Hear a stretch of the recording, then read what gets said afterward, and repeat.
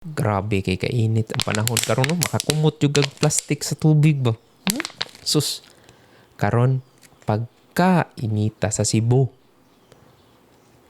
So, ang tubig namo mga dam nagkahubas na. Tubig ang Buhisan Dam niubos na ang level. Ang Lusaran niubos na pud ang level. So, dili layo na possibility na puhon ang tubig sa Cebu City muubos na ma-force na ang MCWD na mag-rotational na agas. Sa uban gani na lugar, wa na sila'y agas. Ang Cebu karon nag-suffer na gyud sa El Nino phenomenon. So kaning El Nino is ang certain part na lugar sa kalibutan nag-init samtang ang ubang part sa kalibutan gibaha ang tubig tuwa didto. Like kagahapon, kung nakita ninyo ang news, sa Cebu perting inita. Pero ang Dubai, ang deserto. Sus, grabe. Nagbaha dito guys. Deserto ha. Liman ka, ang duha ka tuig na rainfall, gibuhos lang sa usa ka adlaw dito. So grabe, nang lutaw ang sakyanan, nang lutaw ang airport. Ang ilang mall, gisulod yun sa tubig.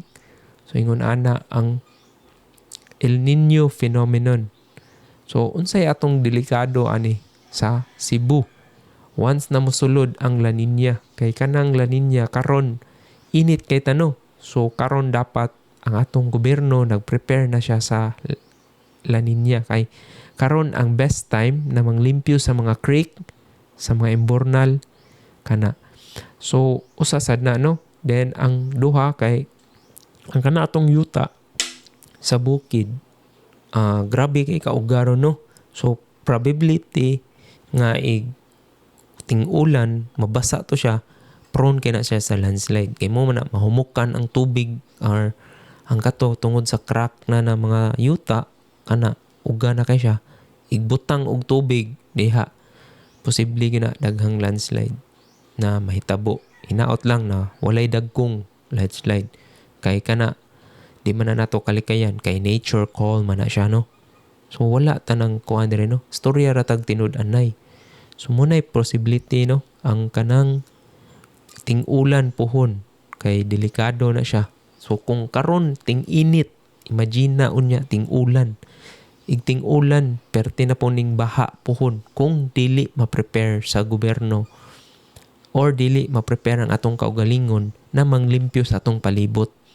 Kay especially katong last year, mga September man tong ting-ulan, grabing baha dito sa Manila. Oy, tag-as kayo, wa na sila kabaw nganong diin gikan ang tubig.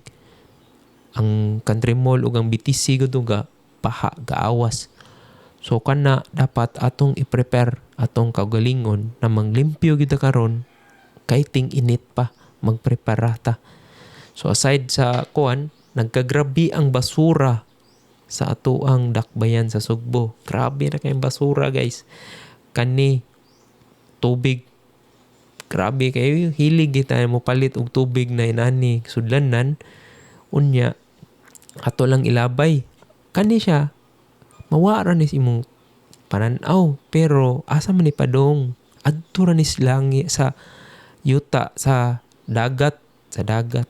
In which kadto ni mo pundok. No? Mapundok ni sa dagat, kita ra gyapon ibalikan ani pohon. Kay kani mahimbasura, ig katong parehatong kuan, bagyo, daghan king na-wash out na basura. So mobalik ra gyapon ni nato. Kaya discourage gini nako nga mogamit ta ning mga inaning single use of plastic. Kay kani giilad naman ta ani. Wa ta ni palit sa tubig kay ang tubig wala na expiry. Ang plastic ra na expiry. So, kanang tubig man god kung naalang kay container, mo encourage go glass or metal, kay kato sila, dili kayo. Kaning man god metal, kaning plastic na tubig, mo himo ni siyang microplastic, matunaw ni siya, in which mainom na tong uban, muna, hibong lang ta, daghan kay tag nakasakit na cancer, mga inana. Kay kani, slowly killing me softly man yung mga inani ginagamit na to na tubig sa kuan kaning plastic. Kaya mo na kuhan sa di lang na to malikayan ha kani di lang wa gyud ta kayo pagpakabana kay kita hilig yung kita mo gamit ani plastic tubig no. So grabe ang kainiton, grabe ang basura, grabe na pod ang traffic sa Cebu. Limang ka sa SRP, halos everyday na ibangga nya. Mabangga ba maabot og 2 hours to 3 hours ang kuan buusa ma clear ang area in which dapat ma-improve na sa government na to or sa mga LTO na dapat ignay mabangga sa SRP within 10 minutes ma-pull out din na siya kaya dili raman good ang traffic atong maapektuhan ang business no. Grabe kayo ang business na maapektuhan. Limang ka ma-traffic kag 30 minutes sa SRP tungod lang kay bangga kay 2 lanes na dapat magbangga picture pull out na yun dili na tong kinaraan maghuwat pag sito mag-form mag-sketch. So muna ang akong recommendation regarding sa SRP murag advanced mindset ba kanang pinautok na ba muna pinaka-importante diha kanang imo lang kuan i-project nga kani pangga pang naday response team na kuan kung magkuba gani ang truck na towing na pinakadako ninyo diha kay katong last naabtan og 6 hours po to 8 hours ko tong prime mover na pull out pero ang porisyo whole day sa Cebu di lang kay Cebu tanan ni biyahe daghang na late ato sa airport daghang business na late daghang napalpak tungod lang atong ka-traffic. So nga nana tulo ka problema ang major na na-experience sa syudad sa Sugbo. Kainiton, basura o traffic. Aside sa SRP, napay BRT na ongoing construction nga karon sa akong nakita sigmo kog agi slow down kayo ang construction in which dapat ilan ang i-fast track kay para maka-benefits na ang Cebuano. Kay karon nakita nako nag-build pa sila atong mga structures nya napay mga kaso-kaso kanang mga pugong-pugong regarding diha sa Jones Avenue kay tungod kuno ma-obstruct ang Capitol. Kana man god is dapat na foreseen na sa mga leaders which karon ang leaders nang gyud nagpugong sa mga build no.